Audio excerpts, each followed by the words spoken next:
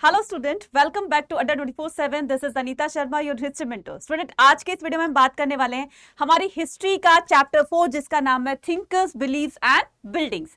इस पूरे चैप्टर को हम इस वन शॉट में समझने वाले हैं। जरा ध्यान से समझिएगा, अंडरस्टैंडिंग बनाते हुए चलेगा, क्योंकि आपको भी पता है कि इस बार आपके बोर्ड एग्जाम में आपके कॉम्पिटेंसी बेस्ड क्वेश्चन ज्यादा इंक्रीज कर दिए गए हैं। 40% से भी ज्यादा, मतलब कि 40 से 50% कर दिए गए हैं। इसलिए आपको हर टॉपिक को बहुत ही अच्छे से ध्यान से समझना है, ताकि आप जितनी अच्छी अंडरस्टैंडिंग लेकर जाओगे कंसेप्ट पर, उतने ही अच्छे से आंसर दोगे, अपने करेक्ट आंसर की तरफ बढ़ोगे। तो इसी प्रिपरेशन को आगे बढ़ाते हुए आज हम स्टार्ट करने वाले हैं हमारी हिस्ट्री का चैप्टर 4, जिसका नाम है थिंकर, बिलीव्स एंड बिल्डिंग। ठीक है, तो चलिए स्टार्ट करते हैं बिना टाइम वेस्ट किए। तो सबसे पहले हम इसके मीनिंग को एग्जैक्टली जान लेते हैं कि इसका मीनिंग क्या होता है, थिंकर्स कौन होते थे, बिलीव्स क्या होता है, और साथ में उनकी बिल्डिंग्स क्या होती है। राइट, तो ये सारी चीजों को हम जानेंगे इस वीडियो में। तो सबसे पहले हम बात करते हैं थिंकर्स। तो ये थिंकर्स कौन होते हैं? कभी सोचा आपने कि इस चैप्टर का मीनिंग क्या है, एक्चुअल में इनको ये नाम क्यों दिया गया है?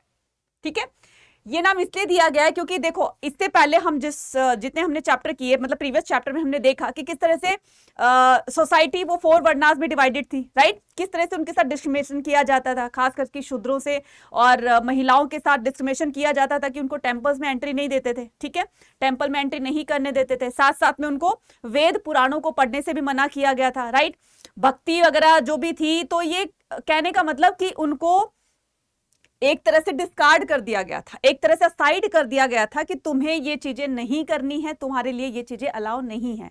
तो ये ऐसा क्यों हो रहा था, ये किस लिए हो रहा था, तो ये सारी चीजों को बताएंगे कौन? आगे आएंगे थिंकर्स। ठीक है, सोसाइटी में एक नया रेवोल्यूशन लेकर आएंगे।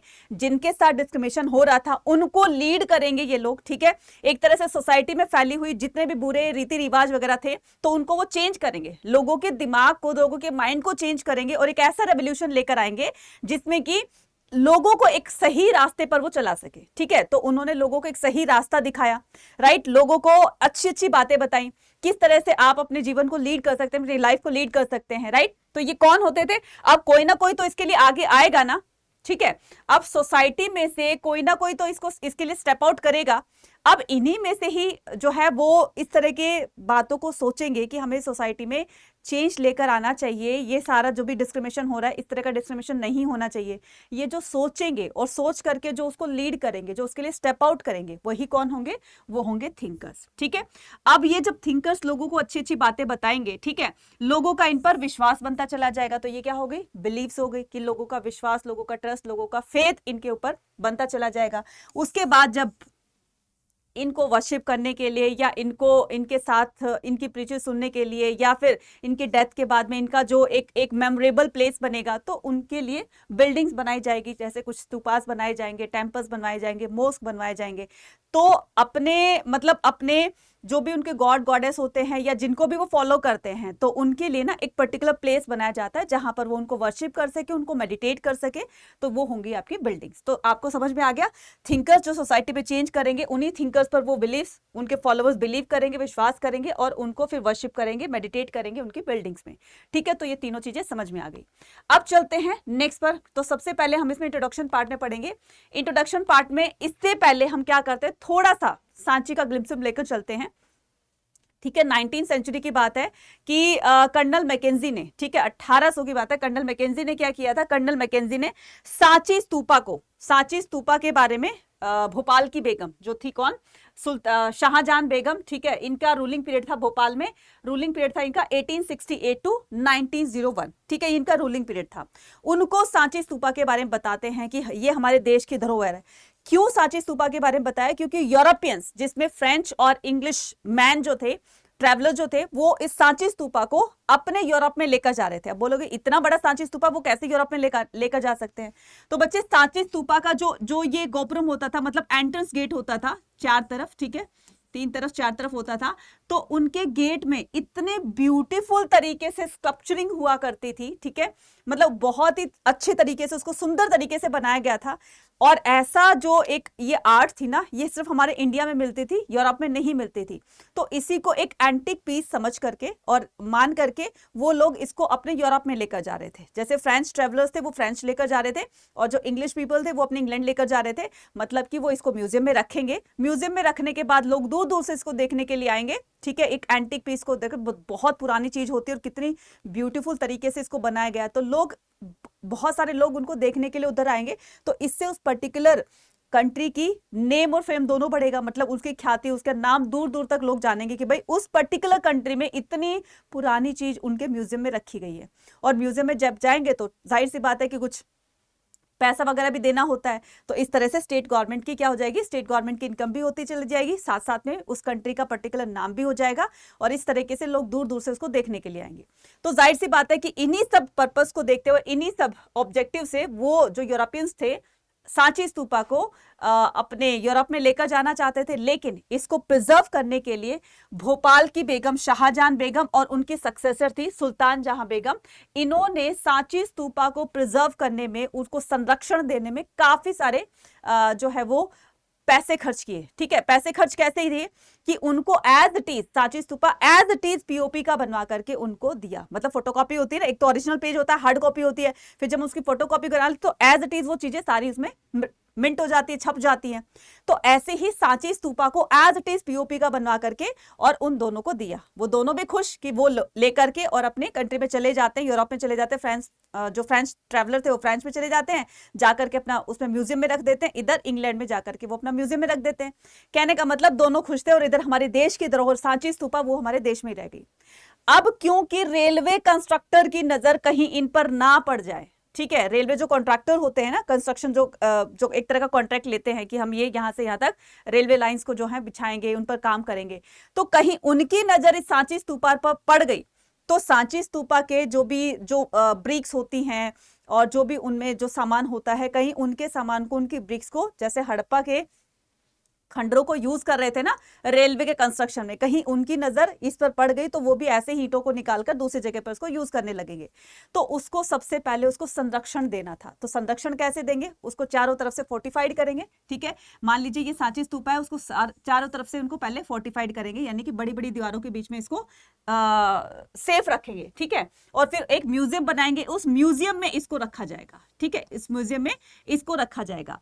फिर सांची स्तूपा के बारे में जो है पर्टिकुलर एक बुक लिखी जाएगी। कौन लिखेगा, कर्नल मैकेंजी। तो पूरी इंफॉर्मेशन कलेक्ट करके कर्नल मैकेंजी बुक लिख करके, और ये बुक जो है वो भोपाल की बेगम को भेंट करते हैं, प्रेजेंट करते हैं कि देखिए ये है इसकी सांची स्तूपा की रियलिटी, जो इतने साल पुराना था। गौतम बुद्ध के बॉडी रिलिक्स यहाँ पर रखे गए थे। ठीक है, वो इतने बड़े महान संत थे, तो हम अपने महान संत की याद को क्यों किसी दूसरे यूरोपियन के हाथों पड़ने दें। तो इसको प्रिजर्व करने में और इनको अपना एक कहते हैं ना कि बताने का जो एक इनका जरिया था। ठीक है, किस तरह से हमने अपने सांची स्तूपा को या फिर देश की धरोहर को हमें प्रिजर्व करके रखना है ताकि ये बाहर कहीं यूरोप में ना जाए। तो इसके लिए इनका बहुत बड़ा कंट्रीब्यूशन रहा है शाहजहां बेगम और सुल्तान जहां बेगम का। ठीक है, ये बात हो रही है 19th century, European were very interested in the Sanchi stupa. समझ में आ गया यहां तक, चलें आगे। ठीक है, चलिए नेक्स्ट मूव ऑन करते हैं। तो नेक्स्ट क्वेश्चन क्या कहता है, थिंकर्स, बिलीव्स एंड बिल्डिंग। ठीक है, अब बात यहां से स्टार्ट होती है कि किस तरह से कंट्रीब्यूशन था कर्नल मैकेंजी का, कि कर्नल मैकेंजी को जब सबसे पहले 19th सेंचुरी में सबसे पहले जब सांची स्तूपा के रुइंस मिलते हैं, छोटे छोटे पीसेस मिलते हैं, फिर इन पर रिसर्च की जाती है कि यार ये इतने बड़े पुराने कैसे हैं। तो पीसेस के मिलने से कि इतनी अच्छी आर्ट कैसे, कब, ये किसने की थी, तो इस पर रिसर्च स्टार्ट हो जाती है। वो सारी रिसर्च के बारे में पता चला कि ये तो सांची स्तूपा है और ये भोपाल में एक विलेज था। ठीक है, ठीक है, तो आप मुझे उस विलेज का नाम बताएंगे। तो भोपाल में एक विलेज था, उस विलेज की पहाड़ी की चोटी पर ये बना हुआ था। ठीक है, वो विलेज ही पहाड़ की चोटी पर बसा हुआ था और वहां पर ये सांची स्तूपा था। ठीक है, तो उसके प्रिजर्वेशन में कर्नल मैकेंजी, भोपाल की बेगम और उनकी जो सक्सेसर थी सुल्तान जहां बेगम, उन्होंने अपना बहुत कॉन्ट्रीब्यूशन दिया। राइट, अब ये तो थोड़ा हमने सांची स्तूपा का एक ग्लिम्स देखा। ठीक है, अब क्या करते हैं कि सोसाइटी में बहुत बहुत ज्यादा इनइक्वालिटीज फैली हुई थी और लोगों के साथ बहुत ज्यादा डिस्क्रिमिनेशन किया जाता था। ठीक है, तो ब्राह्मण, क्षत्रिय, वैश्य और शूद्र, ये 4 कैटेगरीज में हमारी सोसाइटी डिवाइडेड थी, हिंदू सोसाइटी। ठीक है, फिर क्या होता है, शूद्रों के साथ में बहुत ज्यादा डिस्क्रिमिनेशन होता है, राइट। इनको बहुत ही नीचा समझा जाता है। ठीक है, जो ऊपर की 3 कैटेगरी थी वो तो इनको इतना ज्यादा कहते हैं ना अपशगुन मानती थी कि इनकी परछाई तक, ठीक है, अनटचेबल्स जिसको बोलते हैं, इनकी परछाई तक अगर इन पर पड़ गई तो वो अपने आप को अपवित्र मान देते थे कि भाई इनकी परछाई पड़ गई, हम तो अपवित्र हो गए हैं, गंगा जी से अपने आप को शुद्ध करते थे। ठीक है, तो इस तरह की ना बहुत सारी बातें फैली हुई थी। ठीक है, और इसी को चेंज करेंगे, सोसाइटी में एक नया चेंज लेकर आएंगे, लोगों की सोच को बदलेंगे, एक ऐसा रेवोल्यूशन लेकर आएंगे जो पहले कभी नहीं हुआ था। पुराने रीति रिवाजों से लोगों को बाहर निकालेंगे। ठीक है, जिन जंजीरों में वो जकड़े हुए थे, जिन चेन में बंधे हुए थे, उन चेन को वो ब्रेक करेंगे, राइट। और ये ब्रेक कौन करेगा, ये ब्रेक करेंगे थिंकर्स। ना सिर्फ इंडिया में बल्कि वर्ल्ड की अलग अलग कंट्री में ये थिंकर्स इमर्ज होते हैं जो कि पुराने रीति रिवाजों को चेंज करके एक नया दौर लेकर आएंगे। ठीक है, अब वो नया दौर क्या होगा और कौन लेकर आएंगे ये, तो mid first millennium BC saw the emergence of the thinkers such as the Zarathustra Iran. ठीक है, ये कहां के थिंकर थे, ज़ाराथुस्त्रा ईरान के। यहां से 1 मार्क का क्वेश्चन आता है, छोटा सा फर्क है, यहाँ पर ईरान लिखा है तो क्वेश्चन कैसे आता है कि ये ज़ाराथुस्त्रा इराक के थे, लेकिन गलती पकड़ने वाले पकड़ जाएंगे कि आपको आंसर क्या होना चाहिए, ईरान होना चाहिए, ना कि इराक। तो ईरान के ही ये थिंकर थे, कौन, ज़ाराथुस्त्रा, राइट। कॉन्गजी इन चाइना, चाइना के कौन थिंकर थे, कॉन्गजी थे। सुक्रेत, प्लेटो और अरस्तो, ये कहाँ के थिंकर्स थे, फिलोसफर थे, ये ग्रीस के थे। और महावीरा और गौतम बुद्धा, ये कहाँ के थे, इंडिया के फिलोसफर थे। ये ना सिर्फ हमारे इंडिया के बल्कि वर्ल्ड के अलग अलग भागों में थिंकर्स का इमर्जेंस होगा। और ये इनका इमर्जेंस इसलिए होता है क्योंकि अपने आसपास सोसाइटी में वो चीजें होते हुए देख रहे थे। अब उसके लिए चेंज लेकर आना था, उसके लिए एक रेवोल्यूशन लेकर आना था, ताकि वो इन सभी चीजों से लोगों को बाहर निकाल सके। ठीक है, तो इनके साथ डिस्क्रिमिनेशन क्यों किया जाता है, ऐसा क्यों होता है, वेद पुराणों में लिखा होता है, लोग अंधविश्वास पर क्यों विश्वास करते हैं इतना। ठीक है, जादू टोना पे, झाड़ फूंक पर, बलि प्रथा बहुत चली हुई थी, बलि सिस्टम चला, सेक्रीफाइस सिस्टम चला हुआ था, इस पर क्यों लोग इतना ध्यान देते हैं, क्यों लोग इतना जो है वो इस तरह की एनिमल्स को सेक्रीफाइसेस करते हैं, उनकी बलि देते हैं। तो क्यों, कहां पर लिखा हुआ है, वेद पुराणों में कहीं लिखा है, मेंशन किया है कि तुम्हें भैंसों की बलि देनी है, अदर एनिमल्स की को सेक्रीफाइस करना है, इससे तुम्हारे जीवन में खुशियां आएंगी। आप एक बात सोचो, किसी दूसरे का जीवन खत्म करके, ठीक है, डिस्ट्रॉय करके, उससे हमारी जिंदगी क्या खुश रहेगी? यही क्वेश्चन करेंगे थिंकर्स, ऐसे ही क्वेश्चन करेंगे हमारे सोसाइटी में जो ब्राह्मणों का उस टाइम में प्रचलन था, उनसे क्वेश्चन करेंगे कि क्यों ऐसा होता है, ये तुम्हारे बनाए गए रूल्स, ये जो 4 कैटेगरीज में डिवाइडेड है, और साथ में आपने धर्मसूत्र और धर्मशास्त्र में जो भी आपने बातें लिखी गई हैं, क्या उनमें से सारी बातें सच हैं? जो बताया गया है कि बलि प्रथा देनी चाहिए, ठीक है, तो क्या ये बलि प्रथा सही है आपके अकॉर्डिंग? तो सही है तो क्यों है?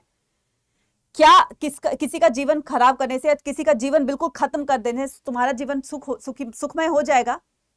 अगर नहीं तो क्यों, अगर है तो क्यों? बस इसी तरह के क्वेश्चंस वो सोसाइटी से करेंगे। ठीक है, तो सेक्रीफाइसल ट्रेडिशन में हम क्या पढ़ने वाले हैं, there were the several tradition of thoughts, religious practice, religious believes and practice. तो काफी तरह के जो थे ट्रेडिशंस बने हुए थे। ठीक है, there were the several traditions of thoughts.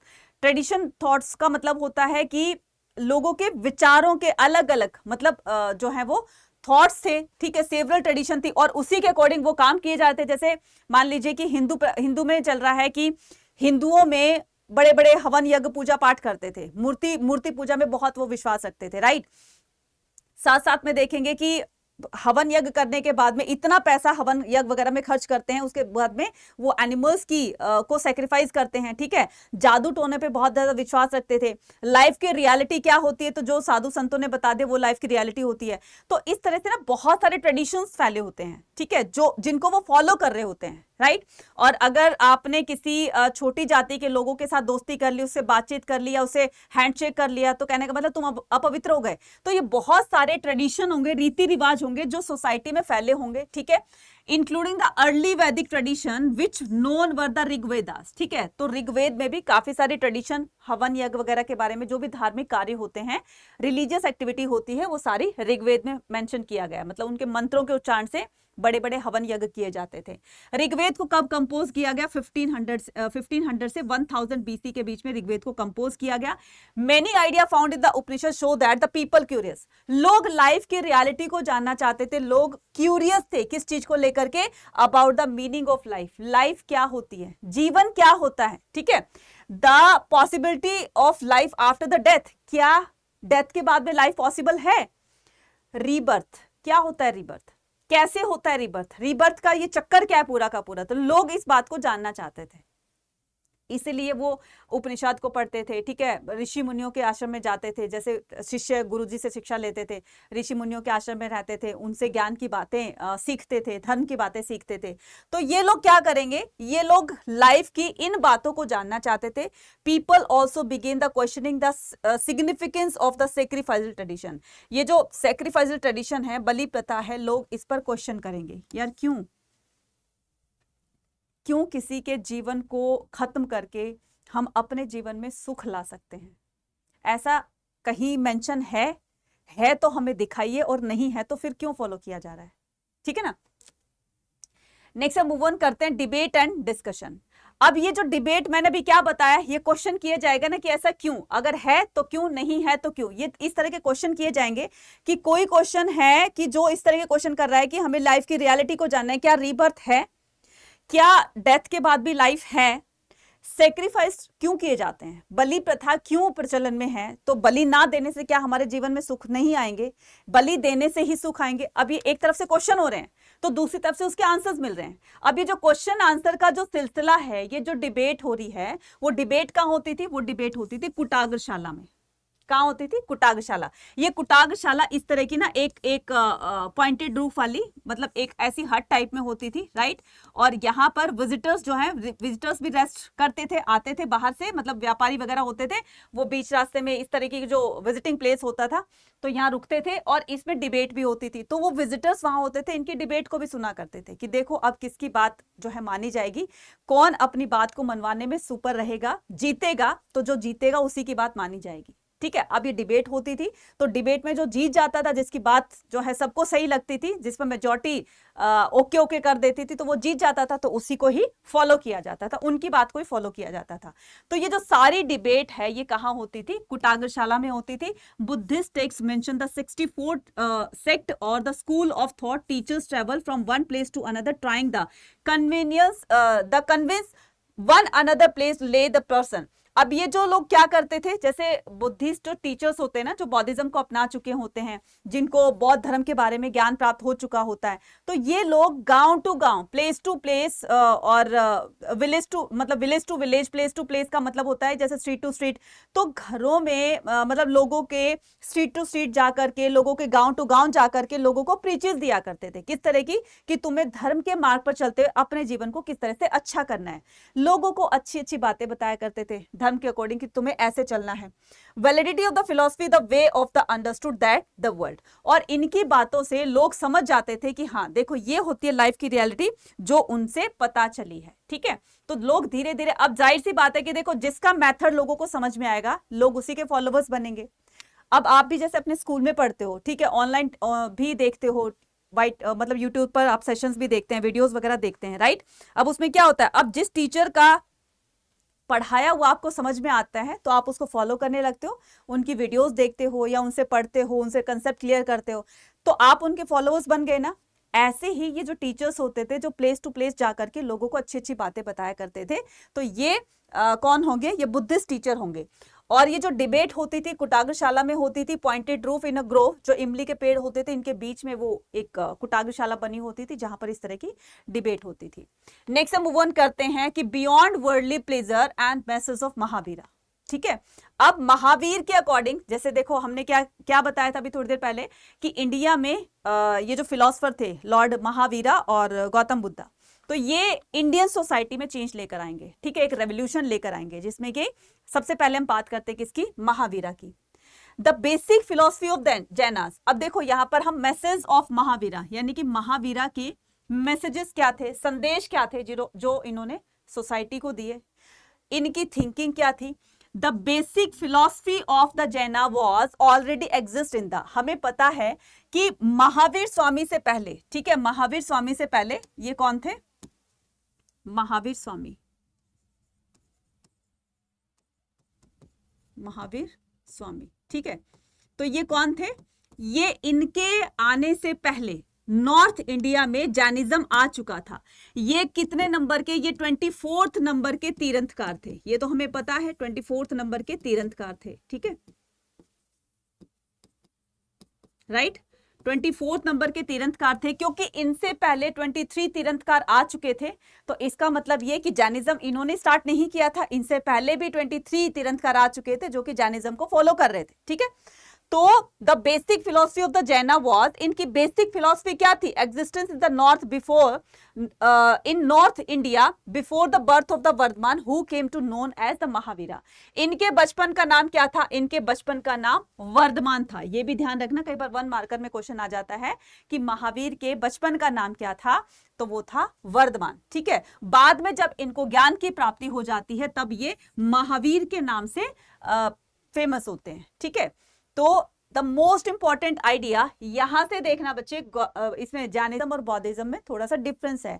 वो राइटियर सेक्शन पर वो फोकस करते थे, तो ये किस पर करते थे, ये करते थे कि द मोस्ट इंपॉर्टेंट, अहिंसा पर करते थे। The most important idea in Jainism is the entire world is animated. Entire world is animated का मतलब होता है कि पूरी जो दुनिया है वो एनिमेटेड है, मतलब आना जाना इंसान का लगा रहता है, जो इंसान आया है वो जाएगा भी, ठीक है। इवन द, तो सब में जो है वो लाइफ होती है, जिसकी भी लाइफ होती है उसको एक ना एक दिन खत्म होना होता है, ठीक है। मतलब XYZ चाहे वो लिविंग थिंग्स है चाहे वो नॉन लिविंग थिंग्स है, तो उनको एक ना एक दिन डिस्ट्रॉय होना होता है, डिस्ट्रॉय होना पड़ता है। चाहे वो स्टोन है, ठीक है, animated, even the stone, rock and water have life. उन्होंने कहा कि सब में प्राण होते हैं। ये फिलॉसफी सिर्फ और सिर्फ जैनियों की फिलॉसफी थी, ये थिंकिंग सिर्फ जैनियों की थी कि living things non living things में दोनों में लाइफ होती है। अब बोलोगे मैडम वाटर की लाइफ होती है, बिल्कुल होती है, ठीक है। वाटर फ्लो करता रहेगा करता रहेगा करता रहेगा, लेकिन एक टाइम आएगा जब नदियों का पानी सूख जाता है, मतलब खत्म। पत्थर है, ठीक है, स्टोन्स हैं, अगर वो हजारों सैकड़ों लाखों सालों तक, ठीक है, वो नहीं डिस्ट्रॉय, लेकिन एक ना एक दिन तो ऐसा आएगा ना कि जब वो धीरे धीरे एक एक दिन कट करके उनकी मिट्टी बनने लग जाती है, वो थोड़े थोड़े पीसेस में जो है वो ब्रेक होने लगते हैं, और एक टाइम आता है चाहे उसके लिए हजारों साल लग जाए, लाखों साल लग जाए, लेकिन वो भी एक ना एक दिन खत्म हो जाता है, ठीक है। तो ये पूरी की पूरी फिलॉसफी किसकी है, जैनिज्म की। Non injury to living beings, specially to human, animal, plant and insect. उन्होंने क्या कहा, जिसमें भी प्राण होते हैं, चाहे वो इंसान हैं, इंसेक्ट हैं, एनिमल्स हैं, right, it is important according to Jaina philosophy, सबको अपनी अपनी लाइफ जीने का अधिकार है, राइट है। हर किसी को, हमें दूसरों को नहीं मारना चाहिए, दूसरों को हर्ट नहीं करना चाहिए, दूसरों को किल नहीं करना चाहिए, चाहे वो इंसेक्ट है, चाहे वो इंसान है, चाहे वो एनिमल है। सबको अपने अपने जीने का अधिकार है, अपने लाइफ को किस तरह से वो स्पेंड कर सकते हैं, तो सबको राइट होता है। तो ये सारी फिलॉसफी जो थी वो जैनिज्म की थी। मुझे लगता है कि काफी कुछ समझ में आ गया होगा आपको, है ना। चलिए नेक्स्ट पर मूव ऑन करते हैं। तो नेक्स्ट क्या कहता है, मैसेज ऑफ महावीरा में देखिए, ये 24 तीर्थंकर हैं, 24 तीर्थंकर हैं, ठीक है। अब इनकी ये जो मूर्तियां हैं ना, ये किसने बनवाई जानते हैं, इनके डिवोटीज ने, जो जैनिज्म को फॉलो कर रहे थे, ठीक है। तो उन्होंने ही इतने सारे तीर्थंकर को जो है मूर्तियों में बनाया और इस तरीके से उनको शो किया। तो Jainism spread many parts of India. Jainism India के काफी पार्ट्स में फैलता है, लाइक द बौद्धिज्म की तरह। जैना school produce the literature in a variety of language. तो जैनियों की भी बुक लिखी जाती है और वो काफी सारी भाषाओं में लिखी जाती है, खास करके देखो यहाँ पर प्राकृत भाषा लिखा हुआ है, प्राकृत, संस्कृत एंड तमिल। तो इनमें जो जैनिज्म की बुक होती थी वो लिखी जाती थी, ताकि जितने भी जैनी लोग होते हैं, जैन धर्म को जो अडॉप्ट कर चुके होते हैं, वो इनकी बुक को पढ़ करके समझ सके इस धर्म के बारे में कि वो क्या कहना चाहता है, ठीक है। इनकी शिक्षाओं के बारे में, जो भी तीर्थंकर थे, इनकी शिक्षाओं के बारे में वो सारी चीजें पढ़ करके और अपने जीवन में उसको अप्लाई कर सके। ठीक है, नेक्स्ट आता है कि some of the earliest stone sculptures associated with the religious tradition. अब कुछ ये स्टोन स्कल्पचर्स आप देख रहे हो ना, पत्थर की मूर्तियां देख रहे हैं, ये इनके भक्तों ने ही बनवाई है अपने डिवोशन के लिए, मतलब एक तरह से अपनी भक्ति भाव को शो करने के लिए इन्होंने इस तरह की मूर्तियां बनाई है। और ये 24 नंबर जो है वो तीर्थंकर है, मतलब 24 तीर्थंकर हैं। तो डिवोटीज ऑफ द जैनास तीर्थंकर ट्रेडिशन। अब ये सारी चीजें जब से जैनिज्म स्टार्ट हुआ वेरी फर्स्ट, ठीक है, तो वेरी फर्स्ट इनके सबसे फर्स्ट वो तीर्थंकर कौन थे, उनका नाम था ऋषभ देव। उनका क्या नाम था, ऋषभ देव, राइट। तो ये फर्स्ट तीर्थंकर थे। और देख रहे हो फर्स्ट तीर्थंकर से लेकर के फिर 24 नंबर के तीर्थंकर आते हैं जिनका नाम महावीर स्वामी था। ठीक है, पहले इनका नाम वर्धमान था, फिर बाद में महावीर के नाम से जाने जाते हैं जब इनको ज्ञान की प्राप्ति हो गई थी। तो इस तरीके से जैनिज्म स्प्रेड होता है, न सिर्फ नॉर्थ इंडिया में, न सिर्फ बल्कि इंडिया में, बल्कि बाहर के देशों में भी जैनिज्म को पहुंचाया जाता है, स्प्रेड किया जाता है। अब करते हैं the Buddha and the quest for alignment. अब बात करते हैं हम किसकी, गौतम बुद्ध की। ठीक है, तो गौतम बुद्ध का बचपन का नाम सिद्धार्थ था। ठीक है, उनका क्या था, वर्धमान था महावीर स्वामी का, और इनके बचपन का नाम सिद्धार्थ था। Was the son of the chief of the Shakya clan. याद करो ये कौन थे, इससे पहले जब हम महाजनपदास पढ़ रहे थे, है ना, तो महाजनपदास में आपको पता है कि क्लान्स होते थे, मतलब किनशिप कास्ट एंड क्लान्स वो होते थे, किनशिप कास्ट एंड क्लास। तो ये जो क्लान होती थी, क्लान क्या होती थी, ट्राइब्स होती थी, राइट। तो ट्राइब के मुखिया थे इनके फादर। ठीक है, एक तरह का राजा मान सकते हैं। तो साक्य क्लान के ये चीफ थे इनके फादर। तो इस वजह से ये राजकुमार, क्योंकि देखो वो राजा थे तो इनका बेटा राजकुमार होगा, तो ये एक प्रिंस की भांति, ठीक है, उनको ट्रीट किया जाता था। In the search for the truth he explored the several path including the bodily mortification which led him to a situation near the death. अब देखो इनका मानना है कि सच्चाई को जानने के लिए ना हमें खुद से सेल्फ एफर्ट करने चाहिए, लेकिन ये बातें इनको बाद में पता चलती, उससे पहले ये लाइफ की कुछ ऐसी रियलिटी को देखते हैं जिसकी वजह से वो ज्ञान को पाने के लिए उनके अंदर जो तृष्णा थी उसको पाने की, उनके अंदर जो उनको पाने की एक चाह थी, तो वो इसी को पाने के लिए वो घर से निकल जाते हैं। कौन से ऐसे इन्होंने लाइफ के 4 बिटर ट्रूथ देखे जिसकी वजह से इनकी पूरी लाइफ में चेंज आ जाता है। तो होता क्या है कि जब ये बहुत छोटे थे, ठीक है, इनका थोड़ा सा हम बैकग्राउंड जानेंगे। तो गौतम बुद्ध जब बहुत छोटे थे, हार्डली 13-14 डेज के होंगे, तब इनकी मदर की डेथ हो जाती है। इनकी मासी महाप्रजापति गौतमी, ठीक है, इनकी फॉस्टर मदर थी जिनका नाम था महाप्रजापति गौतमी, इनकी फॉस्टर मदर थी। फॉस्टर मदर का नाम, मतलब फॉस्टर मदर किसको कहते हैं, फॉस्टर मदर कहते हैं मासी को। ठीक है, ये इनकी फॉस्टर मदर थी। तो इनकी मासी ने ही इनका पालन पोषण किया, इनको नर्चर किया। ठीक है, और जब ये थोड़े से बड़े होते हैं तो एक बार की बात है कि कुछ ऋषि मुनि इनके राज्य में आते हैं, इनके पापा से मिलते हैं, और इनके पापा से बोला गया कि तुम्हारा बेटा या तो बहुत बड़ा सन्यासी बनेगा या बहुत बड़ा चक्रवर्ती सम्राट बनेगा। अब जैसे चक्रवर्ती सम्राट का नाम सुना तो इनके पापा एकदम खुशी के मारे झूम उठते हैं। ठीक है, एकदम खुशी उनकी आंखों में दिखती है कि मेरा बेटा बहुत बड़ा राजा बनेगा, मुझसे भी बड़ा राजा बनेगा, है ना। हर पेरेंट्स यही चाहता है कि मेरे बच्चे मेरे से आगे निकलें, और यही गौतम बुद्ध के फादर भी यही उनका रिएक्शन था। और दूसरी तरफ जब सोचते हैं कि मेरा बेटा बहुत बड़ा सन्यासी बनेगा, तो सन्यासी किन सिचुएशन में बना जाता है, जब वो लाइफ से बहुत ज्यादा दुखी हो जाते हैं, है ना, लाइफ के बारे में वो जान पाते हैं, तब जाकर वो सन्यासी बनते हैं। फिर उनके लिए कि वो बाकी दुखों को ना देखें जिसकी वजह से वो सन्यासी में कन्वर्ट हो जाएं, उनका माइंड चेंज हो जाए, सांसारिक बंधनों से वो बिल्कुल परे हो जाएं और सन्यासी बन जाए। इसके लिए उन्होंने घर में ही, महल में ही, अपने पैलेस में ही सारे इंतजाम करवा दिए थे, फैसिलिटीज दे दी थी सारी गौतम बुद्ध को। बचपन से ही गार्डन है, ठीक है, टहलना होता है, खेलना होता है, सारे अरेंजमेंट वही कर दिए, उनको बाहर जाने की जरूरत ही नहीं थी। फिर एक बार क्या होता है कि ये अपने चैरियटस से जिद करते हैं कि अंकल आज तो बाहर ले चलो, आज तो पापा नहीं है घर पे, चलो बाहर घूम कर आते हैं। चैरियटर को पता था कि अगर इन्होंने बाहर की दुनिया देखी तो ये मेल्ट हो जाएंगे, मतलब इनका माइंड चेंज हो जाएगा।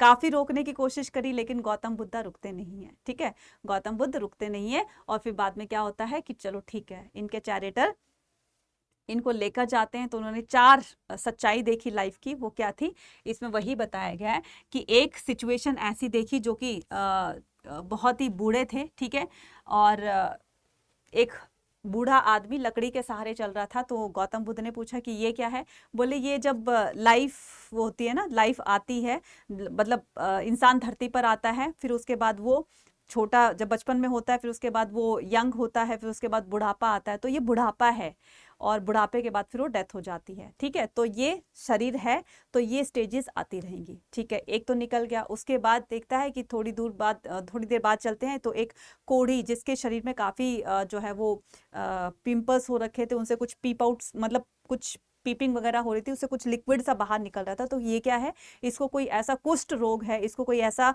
बहुत ही भयंकर बीमारी है जिसकी वजह से इसको ये दुख झेलना पड़ रहा है। ठीक है, फिर थोड़ी से आगे जाते हैं तो एक डेड बॉडी उनको दिखाई देती है कि ये क्या है कि संसार में अगर कोई मनुष्य आया है तो उसको जाना भी पड़ेगा। तो ये उसकी डेथ हो गई, तो अब ये मर करके और वापस अपने स्वर्ग लोक चला गया है। कि ये क्यों होता है? कोई इंसान आया है तो जाएगा भी।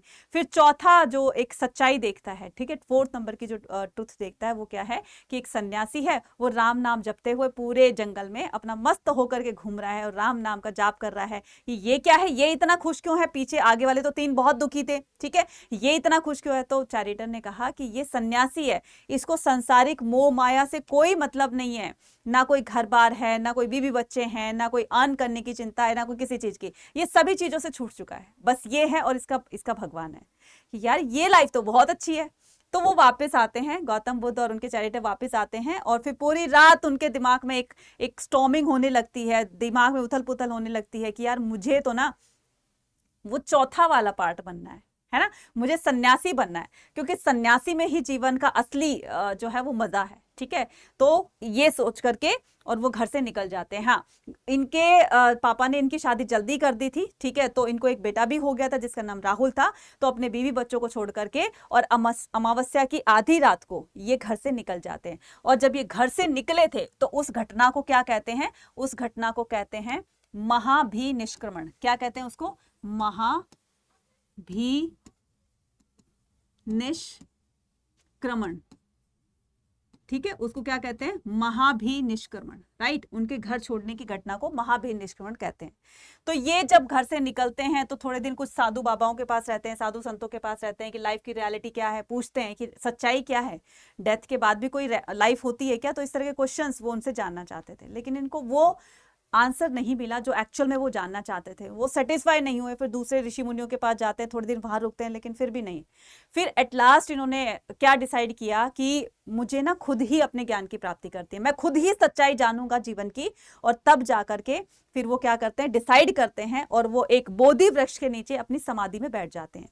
समाधि में इतने ज्यादा लीन हो जाते हैं कि धूप गर्मी बरसात सर्दी कुछ नहीं पता चलता। ठीक है, भूख प्यास का कोई पता नहीं है, और वो समाधि में इतने ज्यादा लीन हो जाते हैं। फिर इनको एक दिन पूर्णिमा की रात को, ठीक है, पूर्णिमा की रात समझते हो ना, चांदनी रात होती है, तो तब इनको ज्ञान की प्राप्ति होती है। और जब वो ज्ञान की प्राप्ति होती है तो अलाइनमेंट अटेन होती है। ठीक है, तो उसको क्या कहते हैं?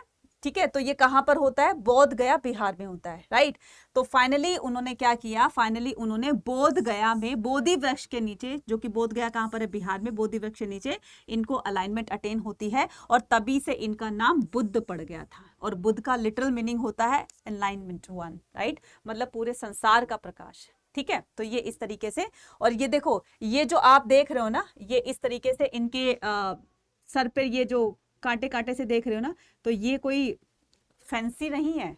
जब ये समाधि में लीन हो गए थे तो इनके सर पर कीड़े दीमक वगैरह होती थी ना, इनके सर को नोच रहे थे, खा रहे थे, तभी से इनका सर ये जो है ऐसे हो गया था, उनसे फफोले फफोले से हो गए थे, तभी इनको ऐसे दिखाया गया है। इतने वीक हो गए थे कि खड़े भी नहीं हो सकते थे। तो ऐसा बहुत, मतलब कई कथाएं हैं इसके पीछे कि एक मिल्क मेड आती है, तो वो जो दूध बेचने वाली होती है वो आती है, तो उनको थोड़ा सा दूध पिलाती हैं, तब जाकर के ये खड़े होते हैं, स्टैंड करते हैं। राइट, कोई कहता है कि खीर खिलाई, ठीक है, तो तब जाकर इनके शरीर में थोड़ी थोड़ी सी जान आती है और ये खड़े होने लायक होते हैं। फिर इन्होंने गांव गांव जाकर के, गली गली जाकर के, प्लेस टू प्लेस जाकर के लोगों को शिक्षाएं देते थे, लोगों को एक सही धर्म, एक सही रास्ता बताते थे कि तुम्हें ऐसे इस रास्ते पर चलना चाहिए, ये ज्ञान होता है, ये सच्चाई होती है। लोग धीरे धीरे इनके फॉलोअर्स बनते चले जाते हैं। इस तरीके से गौतम बुद्ध जो है वो वर्ल्ड फेमस हो जाते हैं। अब हम करते हैं टीचिंग्स ऑफ बुद्धा। बुद्ध की टीचिंग्स क्या है कि the Buddha's teaching, the Buddha's teaching have been reconstructed from the story found mainly Sutta Pitaka. तो इनकी शिक्षाओं का वर्णन मेनली हमें कहाँ मिलता है? सुत्त पिटक में मिलता है बच्चे, ठीक है। तो 3 पिटक्स थे, कौन कौन से? 3 पिटक्स थे, कौन कौन से? सुत्त पिटक, सेकंड क्या था? विनय पिटक, ठीक है, सेकंड क्या था? विनय पिटक, और थर्ड क्या था? अभिधम्म पिटक। तो ये 3 पिटक्स होते थे, ठीक है, अभिधम्म पिटक, 3 पिटक होते थे। तो इसमें सुत्त पिटक में इनकी शिक्षाओं का वर्णन है, ठीक है, मैं यहाँ पर लिख देती हूँ। सुत्त पिटक में इनकी शिक्षाओं का वर्णन है, राइट। तो सुत्त पिटक विजिबल हो रहा है, ठीक है।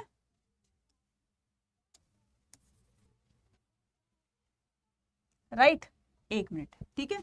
सुत्त पिटक में क्या होता है? सुत्त पिटक में इनकी टीचिंग्स बताई गई है, यानी कि इनकी शिक्षाओं का वर्णन है। विनय पिटक में क्या है? विनय पिटक में रूल्स ऑफ संगा, रूल्स, संघ के रूल दिए हुए हैं, रूल्स ऑफ संगा, ठीक है, रूल्स ऑफ संगा यानी कि संघ के रूल्स दिए हुए हैं। और अभिधम्म पिटक में बोला गया है कि जो भी आपको अपने धर्म से रिलेटेड है, धर्म के मार्ग पर चलते हुए आपको धर्म को प्रोपोगेट भी करना है, लोगों को बताना भी है कि इस तरह से वो धर्म के रास्ते पर एक अच्छे सच्चे मार्ग पर चल सके। तो धर्म के बारे में जो भी फिलॉसफिकल मैटर होता है वो सारा अभिधम्म पिटक में, ठीक है, ठीक है, ये सारा फिलोसफिकल मैटर से रिलेट करता है, ठीक है। तो तीनों समझ में आ गई। गौतम बुद्ध की शिक्षाओं का वर्णन सुत्त पिटक में है, संघ के जो रूल्स दिए हैं वो सारे के सारे विनय पिटक में मेंशन किए गए हैं, और फिलोसफिकल मैटर से अभिधम्म पिटक रिलेट करता है, बिलोंग करता है, ठीक है। अब हम क्या करते हैं कि इनकी शिक्षाओं के बारे में कि इन्होंने क्या क्या लोगों को बताया, ज्ञान कैसे दिया लोगों को, according to the Buddhist philosophy, ठीक है। बुद्धिस्ट फिलॉसफी के अकॉर्डिंग बताया गया है कि द वर्ड इज ट्रांजिस्ट, यानी कि अनेक्का, राइट। ट्रांजिस्ट का मतलब होता है कि आपको ना ये संसार में चेंजेस होते रहते हैं। अगर तुम आए हो तो सारी चीजें एक जैसी नहीं रहेगी, पल पल वो चीजें, मोमेंट बाय मोमेंट वो चीजें चेंज होती रहती है। जैसे अब यहाँ पर देखो, इन्होंने क्या बताया, जब बच्चा पैदा होता है, ठीक है, अब ये क्या हो गया, बच्चा जब पैदा हो रहा है तो इसमें देखा गया है कि पहले वो बचपन होता है, ठीक है, अब वो बहुत छोटा होता है, तो छोटे से फिर वो धीरे धीरे क्या होता है, बड़ा होता है, ठीक है। इस तरीके से वो बैठना सीखता है, उसके अंदर क्रॉलिंग करता है, फिर वो खड़ा होना सीखता है, फिर वो यंग होता है, यंग के बाद फिर धीरे धीरे वो बुढ़ापे की तरफ जाता है, बूढ़ा हो जाता है, और इतना बूढ़ा हो जाता है कि वो चल फिर भी नहीं सकता। फिर यमराज जी आते हैं, यमराज जी उनको समेट करके उनके टिकट कटवा करके और उनको वापस ले जाते हैं, स्वर्ग में ले गए, नरक में ले गए, व्हाटएवर जो उनके कर्म होते हैं उस तरीके से। तो कह रहे हैं ना कि चेंज इस तरीके से होते रहते हैं, ठीक है। अभी आप जैसे पढ़ रहे हो, राइट, और नेक्स्ट मोमेंट पर मान लीजिए आपको पानी पीना है, वो चेंज हो गया मोमेंट, कि पढ़ते पढ़ते आप पानी पीने चले गए, चेंज हो गया मोमेंट, ठीक है। अब छोटे थे, पहले नर्सरी क्लास में थे, फिर आप सेकंड में, फर्स्ट में हुए, सेकंड में हुए, थर्ड में हुए, धीरे धीरे आप कहने का मतलब ये कि कोई भी चीज ना परमानेंट नहीं रहती है, कोई भी चीज स्टेबल नहीं रहती है, उसमें चेंजेस होते रहते हैं, एक जैसी कोई चीज नहीं रहती है, राइट। उसके बाद क्या कहा है कि word is anicca, the constantly changing, it is the soulless, anatta is there is a nothing permanent and eternal in, ठीक है। तो इसमें कोई भी चीज परमानेंट नहीं होती है। तो परमानेंट कहने का मतलब फिक्स नहीं होती है कि वो चीज स्टे ही रहेगी आपकी, परमानेंट नहीं होती है कि आप अगर दुनिया में आए हो तो कभी मरोगे नहीं, आप अजर हो गए, ऐसा नहीं है। इंसान दुनिया में आया है तो वो जाएगा भी। तो इसी से ही इन्होंने कहा कि कोई भी चीज आपकी परमानेंट नहीं होती है। सॉरो, दुख is intrinsic, that is natural to human existence. अब ये संसार में जब तक रहोगे तो ये दुख सुख आते रहेंगे, राइट। और ये दुखों का कारण क्या बताया उन्होंने? बताया दुखों का कारण कि हमारी इच्छाएं हैं, हमारी तृष्णा है। जब तक हमारी इच्छाओं को हम कंट्रोल नहीं करेंगे तब तक हमें दुख मिलता रहेगा। सामने बहुत अच्छी सी चीज जा रही है ना, सामने बहुत अच्छी सी चीज है, या आप जिसको पाना चाहते हैं, ठीक है, अब वो चीज आपको नहीं मिली तो फिर आप दुखी हो जाते हो, ठीक है। मैंने जिस हिसाब से तैयारी की थी, आप सोच रहे होंगे कि मैंने बोर्ड एग्जाम की बहुत अच्छे से तैयारी की है, ठीक है। मैंने क्लास 11th में इतनी अच्छी तैयारी की थी कि मुझे लग रहा था कि मेरे 99% आएंगे। आए कितने आपके? 94%, 90%। थोड़ा सा दुख होता है, जितना आपने एक्सपेक्ट किया था उतना आपको नहीं मिला। ये हमारी इच्छा है ना, कि सामने हमारी बहुत ही फेवरेट चीज है, ठीक है, अब उसको हमारे सामने से कोई ले गया है, फिर हमें दुख होता है। तो ये जो इच्छाएं होती है कि मुझे ये भी चाहिए, मुझे ये भी चाहिए, वो चीज नहीं मिलती, तो इससे इंसान को दुख होता है। तो दुख का कारण क्या है? दुख का कारण है हमारी डिजायर्स, ठीक है। दुख का कारण क्या है? हमारी desires. It is the following the path of the moderation between the several the penance and the self indulgence that human beings can rise above these worldly troubles. तो गौतम बुद्ध ने बताया कि इन सभी झंझटों से, इन सभी चीजों से तुम छुटकारा पा सकते हो अगर तुम अपने जीवन को एक सही डायरेक्शन में लेकर चलते हो। ठीक है, तो इसके लिए उन्होंने क्या बताया है, several penance the self indulgence. तो आपको ना पहले अपने आप को जानने, सबसे पहले तो हमें इच्छाओं को कंट्रोल करना है। जिन्होंने अपनी पांचों इंद्रियों को कंट्रोल में कर लिया, दुनिया की कोई ताकत नहीं कि उसको अपने मकसद से टस से मस कर सके जो वो पाना चाहता है।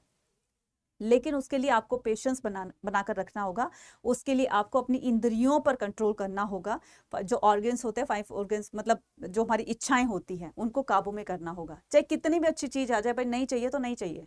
ठीक है, तो इससे आप क्या करोगे, सेल्फ इंटेलिजेंस से आप मोक्ष की प्राप्ति कर सकते हो। तो ये जो दुख का कारण है, इंसान का आना जाना है, ये सारी चीजों से छुटकारा मिल जाएगा, आपको मोक्ष की प्राप्ति हो जाएगी, दोबारा आप इस संसार में भी नहीं आओगे। तो उसका सिर्फ एक ही रास्ता है कि अपने जीवन को ऐसा जियो, राइटियस एक्शन को फॉलो करो, जिसकी वजह से तुम्हें ट्रबल ही ना फेस करनी पड़े, मुसीबत में ही ना हो। ठीक है, अब हम क्या करेंगे, फॉलोवर्स ऑफ बुद्धा। बुद्ध के फॉलोवर्स कब कहां थे। ठीक है, तो बुद्ध, ये जो बौद्धिज्म है, ये ना सिर्फ इंडिया में बल्कि बहुत सारी कंट्री में फैला है। जैसे आप लगा लीजिए, चाइना, तिब्बत है, नेपाल है, भूटान है, वो है आपका क्या बोलते हैं, म्यांमार है। ठीक है, और जापान है, चाइना है, तो काफ़ी सारे ऐसे कंट्रीज हैं, श्रीलंका है, राइट।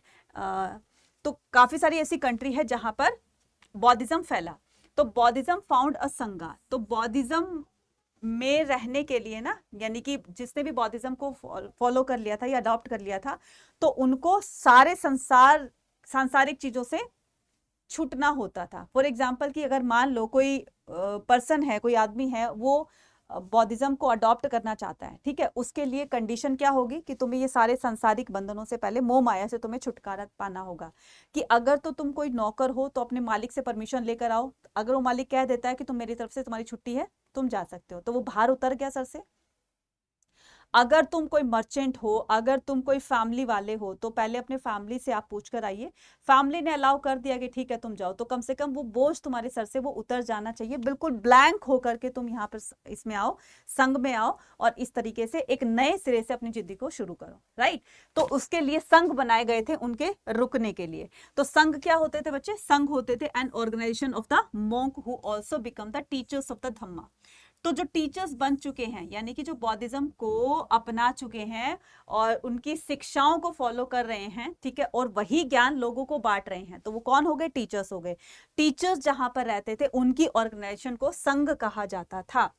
द सिंपली, ये जो मॉन्क होते थे, ये बहुत ही सिंपल लिविंग स्पेंड किया करते थे। मतलब इनका जो रहने का तरीका होता था बहुत ही सिंपल होता था। एक मैट होता था, मैट को अपना बिछा लिया, ठीक है। ऐसा नहीं होते थे कि बकवल के गद्दे वद्दे होते थे, मैट्रेस वगैरह होते थे जिन पर सोते थे। तो एक मैट होती थी, ठीक है, मैट अपने जमीन पर बिछाई, एक बेडशीट ली, सो गए, ठीक है। दूसरा ये कि इनका जो हेड होगा वो शेव कराना होगा, उस पर बाल नहीं होंगे, ठीक है, उस पर बाल नहीं होंगे। तो कुछ ऐसे ऐसे रूल्स बनाए गए थे, ठीक है। और इसमें बताया गया है कि सुबह से शाम तक जो भी भिक्खुज होते थे, ठीक है, भिक्खुज होते थे तो भिक्षा मांगने के लिए जाते थे, ठीक है। अच्छा, एक तो भिक्षा मांगते टाइम ये 3 मंत्र बोला करते थे, ठीक है। जब भी ये भिक्षा मांगने के लिए इनको बॉल दे दिया जाता था कि उस बॉल में जितना आएगा ना सुबह से शाम तक, बस उतना ही लेना है, तुम्हें दूसरा बॉल नहीं लेना, बड़ा सा बॉल नहीं लेना। जितना बॉल सबको दिया गया है, बाउल कटोरा जो होता था, उस कटोरे में जितना भरा जा सके बस उस कटोरे में आए उतना ही आपको लेना, एक्स्ट्रा नहीं लेना है, ठीक है। इस तरह के सिंपल सिंपल से रूल्स बनाए गए थे। तो ये जो होते थे, जब भिक्षा मांगने के लिए जाते थे तो 3 मंत्र बोलते थे, बुद्धम शरणम गच्छामि, धम्मम शरणम गच्छामि, संघम शरणम गच्छामि। तो 3 मंत्र बोलते थे, ठीक है। तो क्या, बुद्धम, ठीक है, बुद्धम शरणम गच्छामि, ठीक है, बुद्धम शरणम गच्छामि, धम्मम शरणम गच्छामि, ठीक है, धम्मम शरणम गच्छामि, और संघम शरणम गच्छामि, ठीक है, संघम शरणम गच्छामि। तो ये 3 मंत्र बोलते थे, ठीक है। और फिर इन मंत्रों को बोलते हुए ये भिक्षा लेते थे। The Buddha's foster mother the तो ऐसा था कि पहले ना सिर्फ और सिर्फ जो मैन होते थे उन्हीं को ही संघ में अलाउंस दी गई थी कि खाली मैन ही संघ में रह सकते, विमेन नहीं रह सकती, क्योंकि विमेन को भाई बच्चे भी देखने होते हैं, अपनी फैमिली भी देखनी होती है, घर का भी देखना होता है सारा, तो विमेन को पहले अलाउंस नहीं थी। लेकिन फिर गौतम बुद्ध के फेवरेट पीपल थे, क्या नाम था उसका, जल्दी से बताओ, आनंद, ठीक है, क्या नाम था उनका, आनंद। आनंद के कहने पर, ये आनंद कौन थे, पीपल ऑफ गौतम बुद्धा, ठीक है, पीपल ऑफ बुद्धा। तो ये गौतम बुद्ध के फेवरेट डिसाइपल थे, फेवरेट शिष्य थे। इनके कहने पर विमेन की भी एंट्री हो जाती है, और जो सबसे पहले इनकी जो फॉस्टर मदर थी महाप्रजापति गौतमी, यही सबसे पहले इनकी शिष्या बनती है, भिक्खुनी बनती है, ठीक है, जो कि संघ में रहने के लिए सबसे पहली महिला यही थी। Many women who entered the संघा become the teachers of the Dhamma went to become the theories, ठीक है। इनको जो है वो बहुत रिस्पेक्ट दी जाती थी अपने सोसाइटी में, क्योंकि देखो ये लोगों को अच्छी अच्छी बातें बता रही हैं, है ना, लोगों को जीवन जीने का तरीका बता रही हैं, तो इनकी रिस्पेक्ट जो थी सोसाइटी में बहुत होती थी, ठीक है। इन्हीं को ही थेरीज कहा जाता है, ठीक है, इन्हीं को ही थेरीज कहा जाता है, रिस्पेक्टेड वुमेन को ही थेरी कहा जाता है, जो इनका ज्ञान प्राप्त कर चुकी थी और उस ज्ञान को उन्होंने लोगों में बांटना शुरू किया। तो रिस्पेक्टेड जो वुमेन होती थी उन्हीं को थेरी कहा जाता था, who had attain the liberation, जिनको ज्ञान की प्राप्ति हो चुकी होती थी, ठीक है। तो next followers of the Buddha में हम क्या करने वाले हैं, बौद्धिज्म उनके लाइफ टाइम में भी और उनकी लाइफ के बाद भी बहुत तेजी से आगे बढ़ता है। जानते हो क्यों, रीजन क्या था, रीजन था कि इनके नियम ना बहुत ही सिंपल होते थे, है ना, हर कोई इसको फॉलो कर सकता था, जबकि जैनिज्म के नियम बहुत थोड़े से कठोर होते थे, ठीक है, बहुत कठोर होते थे। फॉर एग्जाम्पल कि जैनीज लोग जो होते हैं ना, वो मुंह पर कपड़ा बांध कर चलते हैं, आपने भी देखा होगा, राइट, और नंगे पैर चलते हैं, शाम सनसेट होने के बाद वो खाना नहीं खाते हैं, है ना, कि उनका मानना होता है कि जैसे ही हम सनसेट के बाद में खाना खाते हैं तो खाने के साथ बहुत सारे जर्म्स हमारे अंदर चले जाते हैं। कपड़ा इसलिए बांधते हैं क्योंकि जब हम बोलते हैं, साथ सांस लेते हैं, ब्रीदिंग करते हैं, तो ब्रीदिंग के साथ ही बहुत सारे जर्म्स अंदर जाते हैं, वो किल हो जाते हैं, इसलिए वो अहिंसा पर बहुत फोकस करते हैं। तो अहिंसा और 5 नियमों का पालन तो ठीक है, वो तो सभी को करना भी चाहिए, तो ऐसी कोई बड़ी बात नहीं है कि कठोर से कठोर तपस्या करनी चाहिए। तो ये सारी चीजें ना जैनिज्म में बताई गई थी, जो कि लोगों को थोड़े से इसके नियम कठोर लगते थे कंपैरेटिव टू बौद्धिज्म के, ठीक है। बौद्धिज्म के नियम बहुत ही जो है वो सिंपल होते थे, इसीलिए गौतम बुद्ध के रहते भी और इनके डेथ के बाद ये जो बौद्धिज्म है बहुत तेजी से आगे बढ़ता है, ठीक है। तो Buddhas and after his death it appealed many people who were dissatisfied with the existence religious practice, इन्हीं के वही फॉलोवर्स बनते हैं जो सोसाइटी में बहुत ज्यादा, जिनके साथ डिस्क्रिमिनेशन किया जाता है, जो सोसाइटी के रीति रिवाजों को नहीं मानते हैं, जो सेक्रीफाइस को या फिर ब्राह्मणों के बताए हुए रूल रेगुलेशन से बिल्कुल डिसएग्री करते हैं कि हम इन रूल्स को नहीं मानते हैं, और उनके साथ जो पार्शियलिटी होती है, डिस्क्रिमिनेशन होता है, वही जिनके साथ जो प्रॉब्लम हो रही है वही लोग इनके फॉलोवर्स बनेंगे। ना सिर्फ वो लोग बल्कि धीरे धीरे राजा, बड़े बड़े राजा भी, आपको पता है ना कि कलिंग वॉर के बाद तो राजा अशोक ने भी बौद्धिज्म को अपना लिया था, है ना सिर्फ सताए हुए लोग ही इनके फॉलोवर्स बने, बल्कि राजा, इतने बड़े बड़े राजा, मर्चेंट्स, ट्रेडर्स वगैरह भी इनके फॉलोवर्स बनते गए। क्यों, क्योंकि इनके नियम्स वगैरह बहुत ही ईजी थे और ये लोगों को एक प्रैक्टिकली चीजों को समझाते थे। तो प्रैक्टिकली कैसे समझाते थे, अब ध्यान से देखना, इनके पास कोई भी आया ना तो ऐसे फिलोसफिकल बातें नहीं बोलते थे, हवा में तीर नहीं फेंकते थे, या कोई बहुत बड़ा चढ़ाकर नहीं कहते थे कि उनको इतने बड़े ज्ञानी हैं तो इनकी बातों में वो पर्सोनिफिकेशन मिलता है, या फिर वो हाइपरबोली मिलता है ना, किसी बात को बहुत बड़ा चढ़ाकर कहना, या फिर खुद इंप्लीमेंट ना करके बस लोगों को बताना होता है। तो ये बातें इनकी बातों में नहीं होती थी, वो क्या कहते थे, लोगों को प्रैक्टिकली समझाते थे।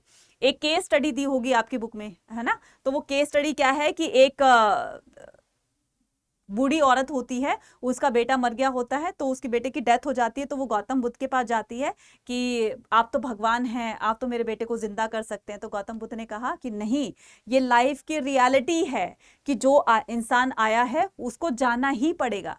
लेकिन बेचारी का एक ही बेटा था और अकेले वो तो दोनों माँ बेटे रहते थे, तो वो थोड़ा सा पागल से हो जाते हैं ना, वो थी कि नहीं आप मेरे बेटे को, जो माँ की ममता तो अलग ही होती है ना, तो वो कहते हैं कि नहीं आप मेरे बेटे को जिंदा कर सकते हो तो फटाफट से मेरे बेटे को जिंदा कर दो ताकि वो फिर से मेरे साथ में रहने लगे। तो उन्होंने कहा ठीक है, नहीं मानी तो ठीक है, मैं तेरे बेटे को जिंदा कर देता हूं, लेकिन इससे पहले तुम्हें एक ऐसे घर से मुझे सरसों के दाने लाकर देने होंगे जिसके घर में अभी तक कोई भी डेथ नहीं हुई।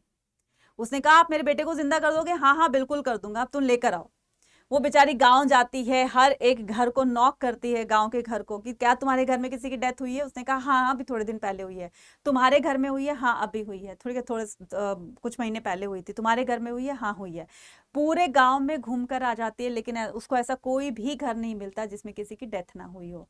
तो फिर आकर के रोती हुई भगवान से बोलती है, गौतम बुद्ध से बोलती है कि आपने सही कहा था कि दुनिया में, संसार में कोई आया है तो उसको जाना भी पड़ेगा। इवन मैं भी जाऊंगा, मैं भी ये नहीं कह रहा हूँ कि मैं परमानेंट हूँ, मैं नहीं जा सकता, ठीक है, मुझे भी जाना पड़ेगा, क्योंकि मैं भी तो एक हाड़ मांस का शरीर का इंसान हूं ना, तो मुझे भी जाना होगा, आपको भी जाना होगा, सारी दुनिया में जो भी इंसान आया है सबको जाना होगा।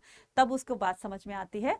तो कहने का मतलब, ये अपनी बातों में ना लोगों को प्रैक्टिकली चीजों को समझाया करते, तो लोग बहुत अच्छे से इसको कनेक्ट करते थे, इसलिए इनके फॉलोवर्स धीरे धीरे ज्यादा बनते चले गए, राइट। नेक्स्ट बात करते हैं building and the architecture. The Buddhist idea and the practice emerge out of the process with the other tradition.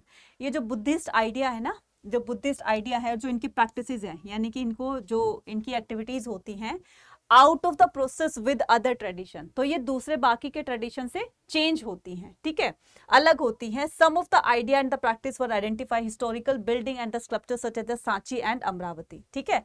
अब इनके जैसे हमारे यहाँ टेम्पल्स वगैरह बने होते थे, ठीक है, लोग इनमें वर्शिप करने जाया करते थे, तो ऐसे ही जब गौतम बुद्ध की जब डेथ हुई, ठीक है, तो इसको घटना को, जब गौतम बुद्ध की डेथ होती है तो इस घटना को महापरिनिर्वाण कहा जाता है, ठीक है, महापरिनिर्वाणा, ठीक है, इसको क्या कहा जाता है? महापरिनिर्वाण कहा जाता है। जब गौतम बुद्ध की डेथ होती है तब उनके बॉडी रेलिक्स को जहां पर दफनाया गया, उनके बॉडी रेलिक्स होते हैं उनके शरीर के अवशेष, जहां जहां पर रखे गए 8 भागों में बांट दिए गए और उन 8 जगहों पर स्तूपा बनवा दिए गए, ठीक है। जैसे जहां पर हमारे टेम्पल में मूर्ति स्थापना की जाती है मंदिर में, तो वो उसका टेम्पल बन जाता है, लोग उनकी पूजा पाठ वहीं करते हैं, उनको मेडिटेट वहीं करते हैं, ठीक है। ऐसे ही गौतम बुद्ध को याद करने के लिए, उनको वर्शिप करने के लिए उनके बॉडी रेलिक्स को जहां पर दफनाया गया उनके ऊपर एक स्तूप बनवा दिया गया, एक बिल्डिंग बना दी गई जिसको स्तूपा कहा जाता है, और उसका बेस्ट एग्जाम्पल है सांची स्तूपा और अमरावती।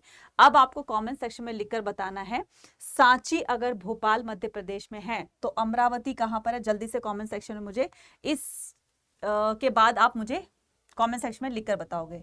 तो अमरावती और ये सांची स्तूपा, ठीक है। चलिए नेक्स्ट मूव ऑन करते हैं। तो नेक्स्ट क्या कहता है, स्तूपा के बारे में थोड़ा सा देख लेते हैं। Stupa were build to keep the relics of Buddha.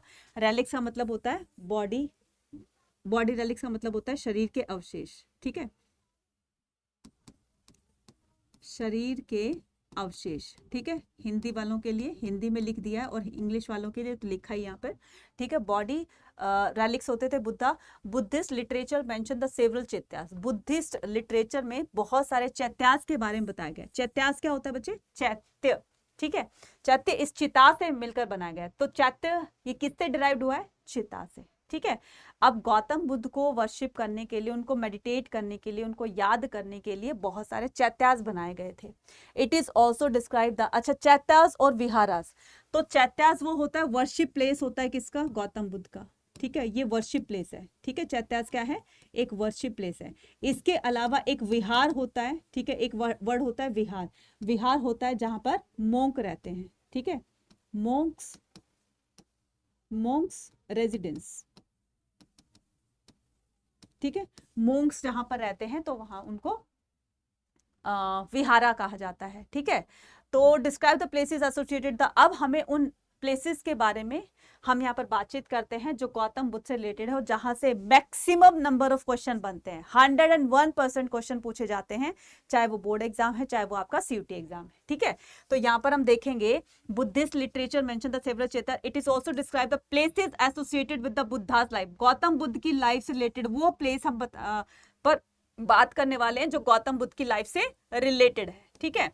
तो वेयर गौतम बुद्ध का जन्म कहां हुआ? लुम्बिनी में, ठीक है। लुम्बिनी कहां पर है? नेपाल में, ठीक है। लुम्बिनी कहां पर है? नेपाल में। ये रहा लुम्बिनी, जहां पर गौतम बुद्ध का जन्म हुआ था, ठीक है। अगर मैप का क्वेश्चन आ जाए तो आप नेपाल में इसको लोकेट कर दीजिएगा।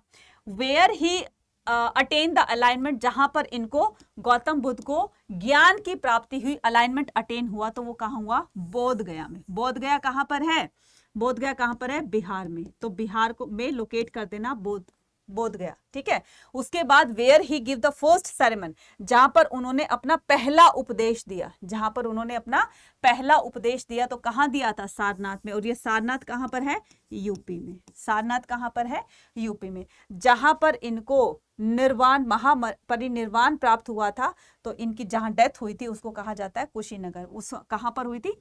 कुशीनगर में। कुशीनगर भी कहां पर है? यूपी में, ठीक है। तो इन 4 प्लेसेस को आप अच्छे से देखिएगा। Clear? Next, building of stupa. Stupa were building through the donation by the. अब ये स्तूपा को कैसे बनवाते थे? क्योंकि स्तूप बनवाने के लिए पैसा भी तो चाहिए। ये पैसा कौन देता था? ये पैसा राजा लोग देते थे, ठीक है। जो भी उस टाइम में जो रूलर होता था, ठीक है, बड़े बड़े ट्रेडर्स मर्चेंट्स होते थे, तो ये स्तूपा को बनवाने के लिए बहुत सारा डोनेशन दिया करते थे। और इसके अलावा स्तूपा को कंस्ट्रक्ट करवाने में जैसे राजाओं का कंट्रीब्यूशन रहा, ऐसे ही देवर ऑल्सो, ये जो वो होते थे वर्कर्स होते थे, there also made by the guild such as the ivory work who financial part of the gateways and the Sanchi. अब ये देखो, राजा लोग होते थे, उनको डोनेशन दिया करते थे। आइवरी वर्कर्स थे, इस तरह की मूर्तियां बना करके उनके गेट को ब्यूटिफाई किया करते थे। मतलब गेट जितना सुंदर होगा, क्योंकि सांची स्तूपा हो या कोई भी स्तूप हो, जितना गेट पर एक सुंदर सा डिजाइन तैयार किया जाता था, इतना अंदर का स्ट्रक्चर इतना सुंदर नहीं होता था जितना वो बाहर गेट में सुंदर होता था।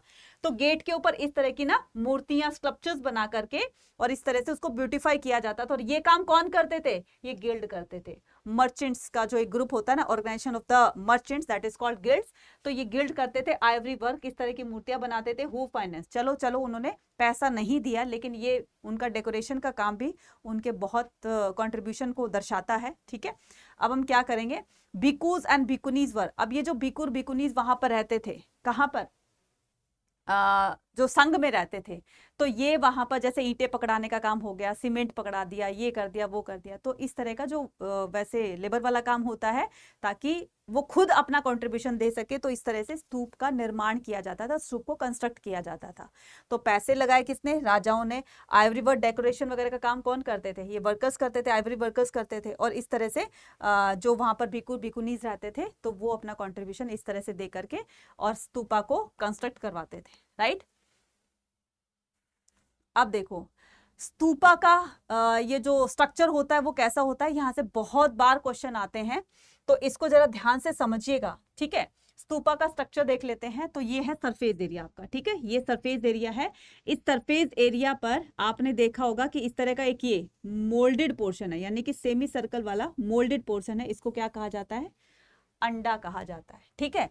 स्तूपा क्या है? एक संस्कृत वर्ड है, ठीक है, मीनिंग अ हीप मतलब Sanskrit word meaning a heap. तो इस स्तूपा, ये संस्कृत वर्ड है जिसका मीनिंग हीप बनता है। ऑरिजिनेटेड एज अ हीप, मतलब समझते हो कि जैसे उठा हुआ पार्ट, ठीक है। हीप का मतलब होता है ऊपर उठा हुआ जो भाग होता है। जैसे आप कैमल पर देखते हो ना, तो कैमल पर कुछ इस तरीके से उठा हुआ पार्ट होता है। तो सेम ऐसे ही ये जो उठा हुआ पोर्शन होता है, इसको हीप कहा जाता है। और the simple semi circular mounted on the earth is called अंडा। तो ये जो सेमी सर्कल अर्धवृत्ताकार देख रहे हो, इसको क्या बोलेंगे? इसको अंडा बोलेंगे, ठीक है। ये जो सेमी सर्कल एरिया देख रहे हो, इसको अंडा बोलेंगे। अंडा के ऊपर एक बालकनी लाइक स्ट्रक्चर होता है, जिसको कहा जाता है हर्मिका। हर्मिका क्या है? ये जो आप देख रहे हो ना, इस तरीके से बालकनी देख रहे हो ना, जैसे अपने घरों में बालकनी होती है, तो ये क्या कहलाती है? हर्मिका। हर्मिका के ठीक ऊपर, जहां पर गौतम बुद्ध के बॉडी रेलिक्स रखे गए हैं, उसके ठीक ऊपर जो चोटी सी बनी होती है, उसको क्या बोलेंगे? छतरी बोलेंगे। क्या बोलेंगे उसको? छतरी, ठीक है। ये चारों तरफ जो परिक्रमा लगाते हैं, इसको प्रदक्षिणा बोलते हैं, ठीक है। और बाहर ये घूमने का रास्ता होता है, इसको पाथ कहते हैं। पाथ का मतलब रास्ता होता है। बाहर इस तरीके ना लकड़ियों की कुछ रेलिंग से बनी होती है, इसको वेदिका कहते हैं। अंदर एंटर करने के लिए इसको तोरण कहा जाता है। तोरण तो जैसे हमारे घरों में जब वो दरवाजे वगैरह बनते हैं ना, तो बुआ जी वगैरह लटकाते हैं, उसको भी तोरण बोलते हैं ना। चलिए, नेक्स्ट आता है अमरावती स्तूपा, ठीक है।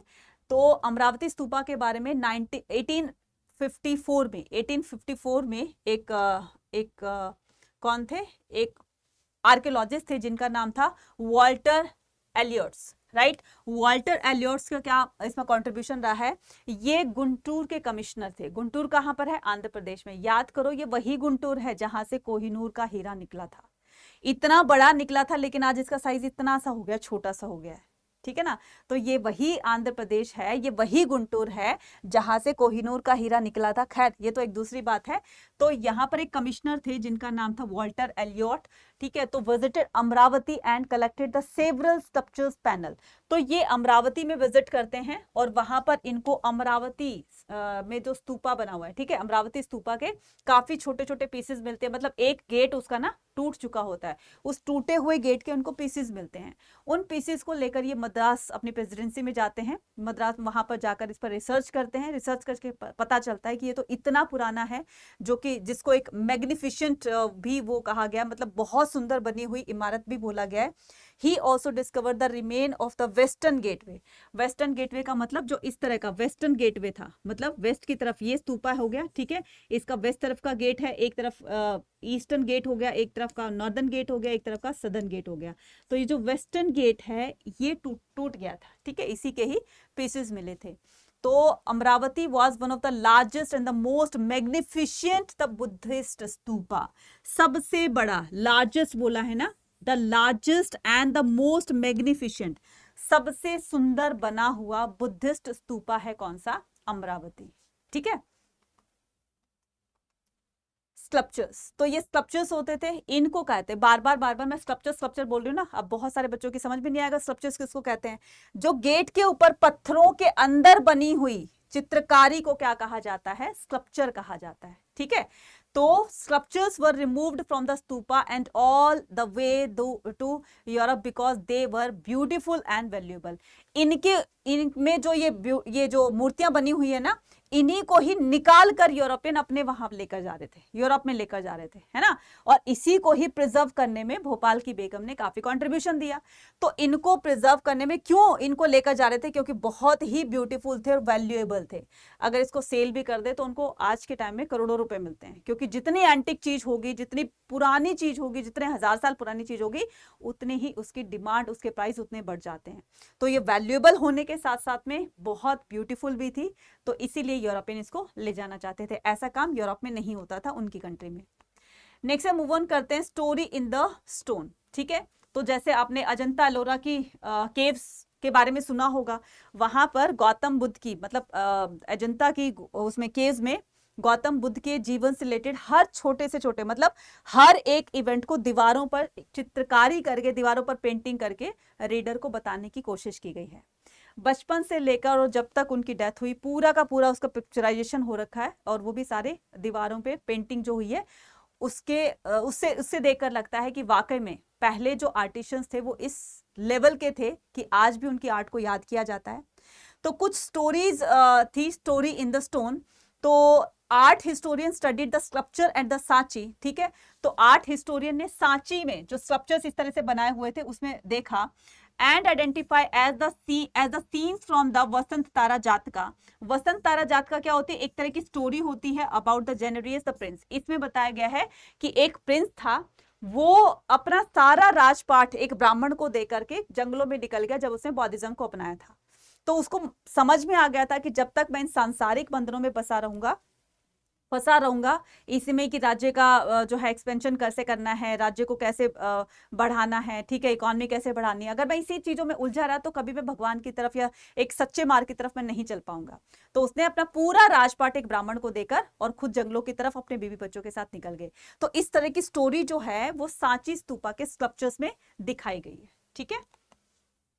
Next, symbol of the worship. देखो, कुछ लोग मानते हैं कि गौतम बुद्ध एक साधारण मनुष्य थे, लेकिन कुछ मानते हैं कि गौतम बुद्ध भगवान थे, है ना। तो इनको ना पहले बहुत अर्ली स्कल्पचर्स के अकॉर्डिंग अगर बात करें कि many early sculptures show that through the symbols and not the human form. वो कहते हैं कि गौतम बुद्धा को मनुष्य के रूप में नहीं दिखाया गया, उनको खाली सिंबल्स के रूप में बताया गया है। जैसे एक एम्प्टी सीट है, खाली सीट है, तो इसमें बताया गया कि गौतम बुद्ध यहाँ पर मेडिटेशन किया करते थे। तो जो खाली सीट का प्रतीक है वो मेडिटेशन को कंसिडर किया गया इसमें। The Buddha and the stupa was mean to represent the Mahaparinirvana. और जो ये स्तूप बनवाए गए हैं ये गौतम बुद्ध के महापरिनिर्वाण को दर्शाते हैं। मतलब कि ये कि गौतम बुद्ध को विमेन फॉर्म में, मतलब ह्यूमन बीइंग फॉर्म में ना दिखा करके और उनको कुछ सिंबल्स के रूप में दिखाने की कोशिश की गई है कि एम्प्टी सीट है, यहाँ पर गौतम बुद्ध बैठकर मेडिटेशन किया करते थे। एक बताया गया है क्या, एक बताया गया स्तूपा। तो स्तूपा ये महावीर जो ये गौतम बुद्धा थे इनकी डेथ की घटना को महापरिनिर्वाण कहा जाता है, तो इनको स्तूपा से रिप्रेजेंट किया गया है। Another frequently use the symbol was wheel stood for the first ceremony. फिर कहीं कहीं पर आपको व्हील दिखाई देगा, एक पहिए जैसी एक शेप दिखाई देगी। इसका क्या मतलब होता है, धर्म चक्र परिवर्तन। ठीक है, धर्म चक्र, ठीक है, धर्म चक्र परिवर्तन। इसका मतलब ये कि जो पुराना धर्म है अब वो धीरे धीरे चेंज हो रहा है, रीति रिवाज अब चेंज हो रहे हैं। ठीक है, और तो उनका फर्स्ट जो सेरेमनी था वो कहां पर था, सारनाथ में। तो ये व्हील इसी को ही कंसिडर करता है। तो पहले जो अर्ली स्कल्पचर्स थे इनको सिंबल्स के फॉर्म में दिखाया गया है। ठीक है, नेक्स्ट आता है हमारा पॉपुलर ट्रेडिशन। अब इसे पॉपुलर ट्रेडिशन में some sculptures at the Sanchi were not directly inspired by the Buddhist idea. कुछ कहते हैं स्कल्पचर्स, कुछ सांची में कुछ स्कल्पचर्स ऐसे बताए गए हैं वर not directly inspired by the Buddhist idea, जो कि बुद्धिस्ट आइडिया से बिल्कुल भी मतलब ये नहीं होता कि वाकई में सारी चीजें गौतम बुद्ध के ही जीवन पर आधारित हैं। तो कुछ इसमें ऐसी भी पिक्चराइजेशन की गई है, ऐसी भी मूर्तियां बनाई गई है जो कि बौद्धिज्म से रिलेट नहीं करती हैं। राइट, सो ब्यूटीफुल वुमेन, इसमें एक ना एक वुमेन को दिखाया गया है, इसमें एक वुमेन को दिखाया गया, एक औरत को दिखाया गया है जिसमें वो झूला झूल रही है। ठीक है, जिसमें वो झूला झूल रही है और झूले के झूलने से जैसे उसके पैर आगे चलते हैं और किसी पेड़, सूखे पेड़ को टच कर लेते हैं तो वो पेड़ हरा भरा हो जाता है, उस पर फ्लावर्स ब्लूम होने लगते हैं, वो फ्रूट आने लगते हैं। तो कहने का मतलब ये एक ऑस्पिशियस सिंबल के रूप में माना गया है कि कितना शुभ संकेत है। ठीक है, another motive the women surrounded, दूसरे में बताया गया है, दूसरे एक ऐसे स्ट्रक्चर में बताया गया है कि एक वुमेन बीच में बैठी हुई है, दोनों तरफ उसके एलिफेंट है, उस पर पानी की बरसात कर रहे हैं। ठीक है, दोनों अपने ट्रंक से उस पर पानी जो है वो डाल रहे हैं। तो ऐसा प्रतीत होता है कि ये उनका राज्याभिषेक कर रहे हैं, ये उनका कार्नेशन, उनका अभिषेक कर रहे हैं। राइट, तो इस तरह के स्कल्पचर्स को देखकर लगता है कि वो बौद्धिज्म से बिल्कुल हटकर हैं, वो बौद्धिज्म को नहीं मानते indirectly. Right, next new religious tradition. Right, तो early Buddhist develop the Mahayana. ठीक है, अब ये महायान डेवलप होगा। याद रखना अभी तक हमने जो पुराना ट्रेडिशन पढ़ा है वो कौन सा था, हीनयान था। ठीक है, जो कि हमने गौतम बुद्ध के बारे में पढ़ा। अब जो एक नया ट्रेडिशन आएगा जिसका नाम महायान होगा। ठीक है, तो early Buddhist teachings had the great importance the self efforts. तो गौतम बुद्ध ना हमेशा कहते थे कि सेल्फ एफर्ट से जो तुम पाना चाहते हो वो तुम पा सकते हो, लेकिन उसके लिए पहले आपको सेल्फ एफर्ट्स करना पड़ेगा। टीचर ने पढ़ा दिया आपको, ठीक है, पढ़ा दिया, अब ये आपके ऊपर डिपेंड करता है कि आपने चीजों को कितना सीखा। और जब तक तुम खुद एनसीईआरटी को फॉलो नहीं करोगे, खुद नहीं पढ़ सको, तब तक वो चीजें आप ज्यादा रिलेट नहीं कर सकते हो, कनेक्ट नहीं कर सकते। अब जैसे मैंने आपको समझा दिया, पूरा अच्छी तरीके से समझा दिया, जब आप एक बार अपनी एनसीईआरटी से इस चैप्टर को पढ़ोगे तो वो चीजें और ज्यादा अच्छी हो जाएंगी और फिर आप इतनी पक्की हो जाएंगी कि आप उसको लाइफ टाइम भूलोगे नहीं। राइट, तो कहने का मतलब वो सेल्फ एफर्ट्स पर अपना फोकस किया करते थे कि अगर हमें कोई चीज पानी है तो उसके लिए हमें सेल्फ एफर्ट्स करने होंगे, खुद से मेहनत करनी होगी, तब हम वो चीज को पा सकते हैं। राइट, तो beside the Buddha's the regarded as a human being who attain the alignment and nibbana through his own effort. आप भी उस निर्वाण को प्राप्त कर सकते हो, मोक्ष को प्राप्त कर सकते हो। अगर आप मोक्ष की प्राप्ति करना चाहते हो तो सच्चाई को जानने की कोशिश कीजिए और खुद से जानने की कोशिश कीजिए। जब तक आप सेल्फ एफर्ट नहीं करोगे आपको निब्बान नहीं मिल सकता है। The worship of the images, तो कुछ लोग इनको भगवान के रूप में मानने लगे, फिर इनकी मूर्तियां बनने लगी, मूर्तियां इनके जो है वो वर्शिप प्लेस पे रखी गई, फिर इनको वहां पर पूजा पाठ करने लगे इनकी, और लोग इनकी मूर्तियों की पूजा करने लगे। दूसरा हमने जो कहा कि कुछ लोग इनको ह्यूमन बीइंग के फॉर्म में नहीं मानते थे। ठीक है, इनको एक सिंबल के रूप में दर्शाया गया है। तो कुछ ऐसे होते थे, Bodhisattva became an important part of this tradition. अब ये जो महायान में बोधिसत्व भी आएंगे। बोधिसत्व कौन होते हैं बच्चे? बोधिसत्व वो होते हैं बुद्धिस्ट टीचर जो होते हैं, जो लोगों को ज्ञान प्राप्ति के बाद वो ज्ञान लोगों को बांटेंगे। ठीक है, वो निर्वाण प्राप्ति के लिए नहीं कि उनको निर्वाण चाहिए था इसलिए उन्होंने ज्ञान की प्राप्ति करी, नहीं, उनको उस ज्ञान की प्राप्ति जब हो गई तो वो उसी ज्ञान को लोगों को बांट रहे थे। तो एक तरह से वो लोगों के लिए भगवान की तरह से ट्रीट किए जाने लगे और इन्हीं की मूर्तियां बना करके लोग इनको भी वर्शिप करने लगे। जैसे कि मान लो आपके एरिया में या आपके गांव में, विलेज में आपने सुना होगा कि बहुत ही पहुंचे हुए ऋषि मुनि थे, ठीक है, भगवान तो नहीं थे ना, वो ऋषि मुनि थे। उन्होंने कोई चमत्कार कर दिया, उनकी डेथ के बाद लोगों ने, गांव वालों ने उनकी एक मूर्ति बना दी, उसमें मंदिर बना दिया, लोग उन्हीं को वर्शिप करे। सेम ऐसे ही बौद्धिस्ट ये होते थे, क्या कहते थे, बौद्धिसत्व होते थे। तो जो बुद्धिस्ट टीचर होते थे उनकी डेथ के बाद लोग इनकी मूर्तियां बनाकर इनको भी वर्शिप करने लगे। तो ये जो महायान है, लिटरली द ग्रेट व्हीकल, तो महायान नया ट्रेडिशन है, ये याद रखना, ये न्यू ट्रेडिशन है, ठीक है। इसको ग्रेट व्हीकल बोलते हैं। जबकि हीन का मतलब होता है कि तुम्हारी जो सोच है वो बहुत पुरानी है, हीन है मतलब थोड़ा सा नीचे है, राइट। तो ये क्या है, ये ओल्ड ट्रेडिशन है और इसको लेसर व्हीकल भी कहा जाता है। क्लियर? आई होप आपको सभी समझ में आ गया होगा, ठीक है। The growth of the Puranic Hinduism, right. अब हम क्या करेंगे, the growth of the Puranic Hinduism. तो अब हम ग्रोथ पढ़ते हैं इसकी। क्लियर?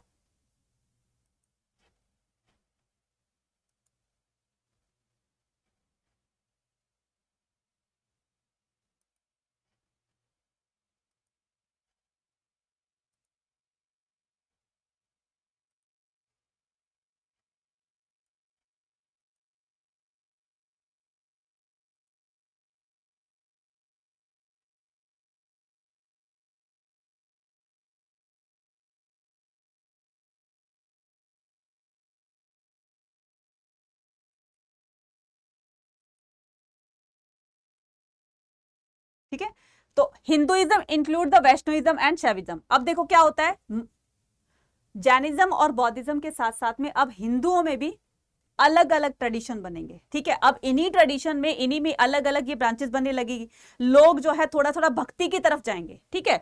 अब इन्हीं में ही क्या बनेगा, हिंदुइज्म इंक्लूड द, अब देखो Puranic Hinduism, growth of the Puranic Hinduism. अब इन्हीं में ही शैविज्म और वैष्णविज्म बनेगा, जहां पर शैविज्म में गॉड लॉर्ड विष्णु को वर्शिप किया जाएगा, शैविज्म में लॉर्ड शिवा को वर्शिप किया जाएगा।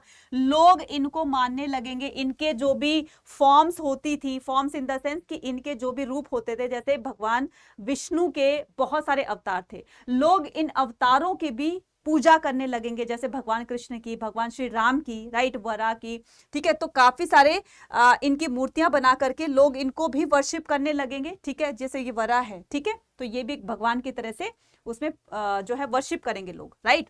तो in such worship that the bond between the, तो ये वर्शिप क्या करती हैं, ये एक तरीके का बॉन्ड होता है बच्चे, डिवोटी और गॉड के बीच में। डिवोटी कौन होते हैं, भक्त होते हैं। भक्त और भगवान के बीच में जो रिलेशन होता है उसको क्या कहा जाता है, उसको कहा जाता है डिवोशन। उसको क्या कहा जाता है, डिवोशन, यानी कि भक्ति। भगवान और भक्त के बीच में जो रिलेशन होता है उसको डिवोशन कहा जाता है। तो यही डिवोशन आगे चलकर शैविज्म और वैष्णविज्म में बन जाएगी और लोग अपने अपने तरीके से लॉर्ड शिवा को और लॉर्ड विष्णु को वर्शिप करने लगेंगे, ठीक है। बौद्धिज्म टेम्पल्स, ठीक है। अब ये जो बिल्डिंग टेम्पल, अब जो बहुत पहले के जो टेम्पल बनने लगेंगे, यानी कि लॉर्ड शिवा के, लॉर्ड विष्णु के जो टेम्पल्स बनेंगे वो बहुत ही सबसे पहले जो टेम्पल बनेंगे वो कुछ छोटे छोटे बने होते थे, जहां पर ना सिर्फ एंटर करने के लिए, एग्जिट करने के लिए एक ही गेट होता था और एक छोटा सा रूम होता था जिसमें मेन मूर्ति रखी जाती थी। इसको गर्भगृह कहा जाता है, ठीक है, इसको गर्भगृह कहा जाता है। तो मंदिर में ये जो शिखर होता है, यानी कि ऊपर, सबसे ऊपर ना आपने देखा होगा एक झंडा सा, रेड कलर का झंडा सा फहराता रहता है, इसको शिखर कहा जाता है। इसको क्या कहा जाता है, शिखर कहा जाता है। इस जहां पर मेन डिटीज रखी जाती है भगवान की, इसको क्या कहा जाता है, इसको गर्भगृह कहा जाता है। इसको गर्भगृह कहा जाता है, राइट। इस गर्भगृह के बाद क्या होता है कि temples was one of the unique feature of early temple was some these hollowed the huge rocks. तो ये बड़े बड़े रॉक्स को, चट्टानों को काट करके पूरा एक टेम्पल बनवाया गया है। जैसे महाबलीपुरम है, काफी सारे कैलाश टेम्पल है, काफी ऐसे टेम्पल है जो कि पूरी की पूरी रॉक को काटकर बनाया गया है, जो कि एक अट्रैक्शन का भी पॉइंट मान सकते हो आप। Some of the earliest these were constructed in the 3rd century BCE, order of the Ashoka for renouncers who belong to the Ajivika sect. तो ये अशोक के टाइम पर भी काफी बड़े बड़े टेम्पल्स बने, काफी बड़े बड़े स्तूपास बने, ठीक है, जो कि एक दर्शाएंगे किस तरह से बौद्धिज्म को आगे फैलाना है, या हिंदुइज्म में किस तरह से शैविज्म और इसको वैष्णविज्म को प्रोपोगेट करना, आगे बढ़ाना है। तो धीरे धीरे इस तरीके से सारी चीजें आप देख रहे हो कि चेंज होने लगेगी। तो आई होप आपको सारा चैप्टर समझ में आ गया होगा। ठीक है, समझ में आ गया है तो चैप्टर को, टॉपिक को बहुत अच्छे से क्लियर करना है, एक एक टॉपिक को। इसके बाद क्या करेंगे, इसके बाद हम रिवीजन करेंगे, रिवीजन के बाद हम प्रैक्टिस करेंगे, और ये सारी चीजें, ये सारी की सारी चीजें आपको मिल रही हैं हमारे इस लेटेस्ट बैच पर, जिसका नाम है हमारा श्रेष्ठ बैच। तो श्रेष्ठ का मतलब ये है कि आपको श्रेष्ठ बनाना है। ठीक है, आपको सर्वश्रेष्ठ बनाना है, और वो सर्वश्रेष्ठ बनाने के लिए आपको कहां जाना है, अड्डा 24/7 की एप्लीकेशन पर जाना है, वहां पर ऑल कोर्सेज पर क्लिक करना है। तो ऑल कोर्सेज पर क्लिक करोगे तो यहां पर यूजीसी एंट्रेंस एग्जाम लिखा होगा। ठीक है, तो यहां पर क्या करना है, आपको अंडरग्रेड एंट्रेंस एग्जाम पर यहाँ पर क्लिक करने के बाद आपको करना है, यहाँ पर महापैक है, आर्ट्स है, आप स्ट्रीम है, कोई भी है, ठीक है, आपको ये श्रेष्ठ बैच ज्वाइन करना है। जैसे आपने श्रेष्ठ बैच पर ज्वाइन किया, ठीक है, यहाँ पर आपको बाय नाउ पे क्लिक करना है। तो जैसे आपने बाय नाउ पे क्लिक किया, यहाँ पर पूछेगा आपसे कूपन कोड, इसका नाम होगा आपका कूपन कोड का Y489। बस ये कूपन कोड अप्लाई कर देना आपको। जैसे अप्लाई करोगे वहां पर आपके 8714 का ये पूरा का पूरा आपका कोर्स पड़ जाएगा। अगर आपका भी सपना है 2024 में CUT एग्जाम को फोड़ने का, तो जल्दी कीजिए बच्चा, जितनी जल्दी करेंगे उतना जल्दी आप लोगों के लिए फायदेमंद होगा। अदरवाइज तो इस बार 2024 में जो है कंपटीशन बहुत बहुत हैवी होने वाला है, इसलिए अपने आप को अभी से प्रिपेयर कर लीजिए, क्योंकि हमारे पास टाइम नहीं बचा है, हार्डली 5 मंथ्स बचे हैं। 5 मंथ्स में आपको डोमेन सब्जेक्ट के साथ साथ में आपको अपनी GT इंग्लिश भी करनी है। तो आप अभी से अपनी तैयारी शुरू कर दी, क्योंकि बोर्ड एग्जाम के बाद आपको टाइम थोड़ा सा मिलेगा कम। अप्रैल में खत्म होगा आपका बोर्ड एग्जाम, मई में आपके CUT के एग्जाम स्टार्ट हो जाएंगे। इससे पहले की चीजें आपके हाथ से निकल जाए, ग्रैब कर लीजिए इस गोल्डन चांस को। पैसे की तरफ देखोगे आगे कभी नहीं बढ़ पाओगे, रिस्क तो हर कदम कदम पर आपको लेना पड़ेगा। ठीक है, रिस्क नहीं लोगे तो ये दुनिया चलेगी नहीं ना, हर पल पर हमें रिस्क लेना पड़ता है। रोड पर जा रहे हैं तो पता नहीं, रोड पर जा तो रहे हैं, भगवान ना करे कि ऐसा हमारे साथ कुछ मिस हैपनिंग हो जाए, घर भी वापस आ सके, तो क्या रिस्क है। स्कूल जा रहे हैं, ठीक है, क्यों जाते हैं, पर्पस एक अच्छा आदमी बनने के लिए, एक अच्छा सिटीजन बनने के लिए। तो अच्छे सिटीजन बनने के लिए हमें वो काम भी करने पड़ेंगे। तो कहने का मतलब ये कि रिस्क तो देखो बच्चे लेना पड़ेगा, रिस्क नहीं लोगे तो आगे नहीं बढ़ पाओगे। और इस तरीके से आप अपने ड्रीम को, जो इतना बड़ा ड्रीम सोचा है CUT 2024 में 100% टाइलर बनने का, टॉप यूनिवर्सिटी के टॉप कॉलेज में एडमिशन लेने का, तो वो कैसे हाथ पे हाथ रख के तो होगा नहीं। कैसे करोगे आप, जल्दी से जल्दी फटाफट से श्रेष्ठ बैच को ज्वाइन कीजिए। ऑलरेडी इसकी जो है मतलब 16 अगस्त से इसकी क्लासेस स्टार्ट हैं, तो 16 अगस्त से पहले पहले जल्दी से जाइए, इसको ग्रैब कीजिए। इसको जितना जल्दी ज्वाइन करेंगे उतना ही जल्दी आप लोगों के लिए फायदा होगा, क्योंकि सिलेबस कंप्लीट होगा, फिर रिवीजन होगी, हर चैप्टर की रिवीजन आपको थॉरली करवाई जाएगी। PDF, मॉक टेस्ट, आपके प्रैक्टिस सेट, ठीक है, लाइव इंटरेक्शन टीचर्स के साथ में, राइट। और फिर उसके बाद में आपको हर चैप्टर का जो एक टेस्ट लिया जाता है बाद में, उससे आपको उस कंसेप्ट पर और अच्छी अंडरस्टैंडिंग बन जाएगी। ठीक है, तो जल्दी कीजिए बच्चे, देर करोगे तो बहुत देर हो जाएगी, राइट। कूपन कोड लगाना मत भूलना, इस पर ही आपको मैक्सिमम डिस्काउंट मिलेगा। अपने नियर डियर को भी बता सकते हो कि कूपन कोड लगाकर मैक्सिमम डिस्काउंट पा ले।